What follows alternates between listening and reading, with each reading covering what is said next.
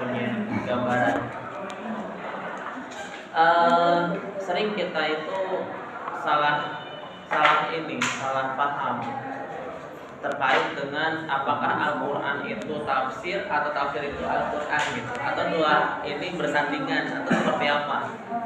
Apakah tafsir itu sama dengan terjemah atau beda? Nah ini kita sering salah paham ya. Kalau kita ngomong tentang Al-Quran, Bapak Ibu semua, maka yang harus kita sadari kalau Al-Quran ini adalah wahyu ilahi. Kalamullahnya itu Al-Quran yang diturunkan kepada Nabi kita Muhammad sallallahu alaihi wasallam secara mutawatir melalui perantara siapa? Ini Al-Quran, ya. Al-Qurannya, kalam ilahinya. Gitu. Maka kalam ilahi ini membutuhkan media. Medianya apa? Kan gitu. Medianya yang pertama adalah bahasa. Bahasanya bahasa apa? Kenapa harus bahasa Arab? Logis banget kalau kita bilang Al-Quran kenapa diturunkan dengan menggunakan bahasa Arab sebagai media? Karena masyarakatnya adalah masyarakat Arab. Jadi bukan Al-Quran sebagai produk budaya, bukan. Tetapi Al-Quran sebagai kalam ilahi menggunakan bahasa sebagai medium. Untuk apa? Untuk bisa dipahami oleh manusia. Manusianya siapa? Siapa yang pertama kali turun? Di mana Al-Quran turun? Dia. Di tengah-tengah masyarakat Arab. Maka audiens pertama dari Al-Quran adalah orang Arab itu sendiri. Orang Arabnya yang mana? Ya yang hadir ketika Al-Quran itu turun. Masyarakat Arab ketika Al-Quran itu turun. Itu yang pertama. Maka Al-Quran akan berbeda maknanya dengan mushaf. Mushaf itu adalah Al-Quran yang sudah dibukukan. Jadi kalam ilahi yang turun dengan menggunakan media ini, medianya bahasa, ketika dia dituliskan dalam bentuk dalam dalam media-media yang lain, ada di atas batu, ada di atas tulang, di atas apalagi daun, di atas kurma gitu kan. Ketika dia dikodifikasi, dikumpulkan, masanya siapa? Masanya Abu Bakar As-Siddiq atas desakan siapa? Umar bin Khattab. Desakannya Umar bin Khattab. Maka ketika dituliskan dalam dokumen yang terkumpul, itulah yang namanya mushaf. Gitu ya. Itu yang namanya mushaf. Maka ini yang kemudian Bapak Ibu semua beda antara Al-Quran dengan mushaf. Mushaf itu isinya kalamullah, Al-Quran itu sendiri. Tapi Al-Quran itu tidak bisa kita katakan pasti mushaf, enggak. Gitu. Karena sekarang di HP masing-masing juga ada Al-Quran, ada aplikasi digitalnya ya. Nah, kaitannya dengan inna nahnu nazzalna dzikra wa inna lahu lahafizun. Apa kaitannya?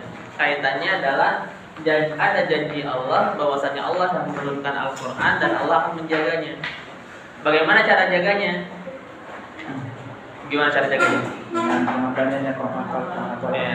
Walaqad yassarna Al-Quran lidzikr. Cara menjaga Al-Quran ada beragam. Ya, yang paling utama adalah dengan cara mudah dihafal. Ketika para penghafal Quran ini menghilang, nah ini yang bahaya. Mushaf menghilang masalah enggak? Tinggal beli lagi putusannya. Ya, mushaf kebakar masalah enggak? Enggak masalah, tinggal cari yang lain. Kok kan terbit ada banyak. Kan gitu ya. Tetapi kalau para penghafal Al-Quran yang menghilang, ini gawat. Karena kita nggak bisa lagi cross check mana yang benar, mana yang salah. Nah ini. Nah, ketika Al-Quran itu diturunkan oleh dalam bahasa Arab untuk masyarakat Arab pada mulanya, terkadang Al-Quran itu memuat Al-Quran itu memuat redaksi ayat yang muatannya global, tidak terperinci. Maka ini menjadi masalah. Gimana cara kita memahaminya ya? Kan gitu. Maka datanglah hadis sebagai penjelasan bagi Al-Quran. Bagaimana cara hadis menjelaskan Al-Quran? Inilah yang kemudian di kemudian hari membentuk sebuah istilah apa yang dinamakan dengan istilahnya tafsir. Jadi kalau dulu ngomong tentang tafsir itu ya hadis. Jadi bagaimana ketika kita membaca ayat Al-Qur'an, kita ingin menjelaskan lebih terperinci, itulah tafsir. Siapa yang pertama kali jadi mufassir? Rasulullah. Karena Rasulullah menjelaskan isi Al-Qur'an yang global ini dijelaskan secara terperinci. Nah, Bapak Ibu semua, kalau kita lihat definisi daripada tafsir itu adalah tafhimul ma'anil Qur'an bi qadri tokoh al-basyariyah. Bagaimana caranya kita memahami Al-Qur'an sesuai dengan kemampuan masing-masing manusia. Maka kita harus sadar kalau kemampuan masing-masing manusia ini berbeda, kecenderungannya beda, gitu ya. Maka ini yang menjadikan sifat daripada tafsir beda sama sifat Al-Qur'an. Al-Qur'an absolut mutlak. Ya, Al-Qur'an absolut mutlak. Benarnya mutlak, nggak ada keraguan walaupun sedikit. Bahkan kata Allah dalam Al-Baqarah, wa in kuntum fi raibin mimma nazzalna ala 'abdina fa'tu bi suratin min mislihi. Kalau kamu ragu, udah bikin satu aja. Gitu ya. Nah, ini yang berbeda dengan tafsir. Tadi tafsir dikatakan bagaimana caranya kita memahami makna-makna yang terkandung dalam Al-Qur'an sesuai dengan kemampuan masing-masing manusia. Ini yang kemudian menjadikan tafsir ini sifatnya sangat-sangat relatif. Ya, sangat-sangat relatif.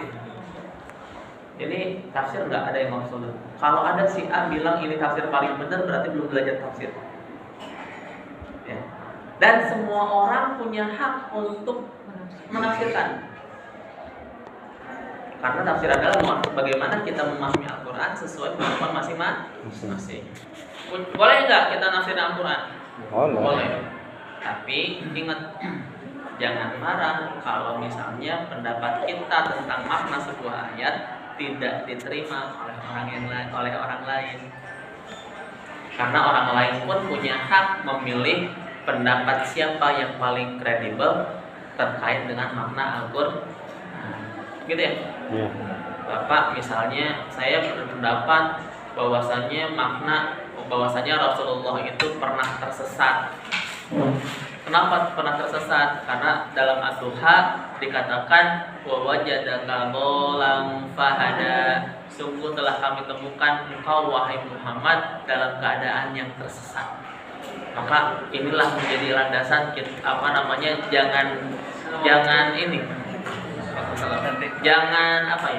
jangan malu pernah sesat.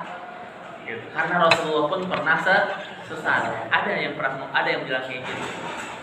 Dia ngomong gitu terserah. Tapi rasa-rasanya sah dong kalau kita menolak apa yang ditafsirkan oleh orang tersebut.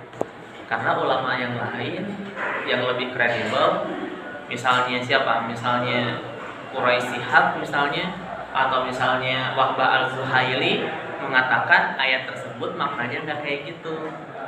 Wajadaka dhalam fahada, benar Rasulullah pernah tersesat, tapi bukan tersesat secara pikiran, tapi tersesat ketika berada di antara dua lembah Mekah dan Madinah. Beliau bingung mau jalan pulang lewat mana.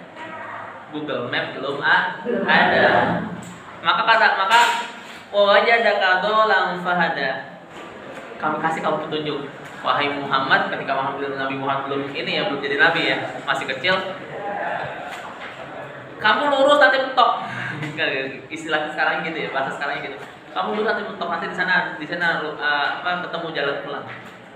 Nah ini tafsir. Jadi siapapun boleh menafsir, tapi tentu untuk supaya orang nggak salah tafsir, maka kemudian ada rambu-rambu penafsiran yang dinamakan dengan syurutul mufassir, syarat-syarat menafsirkan. Imam As-Suyuti bilang ada 15 cabang disiplin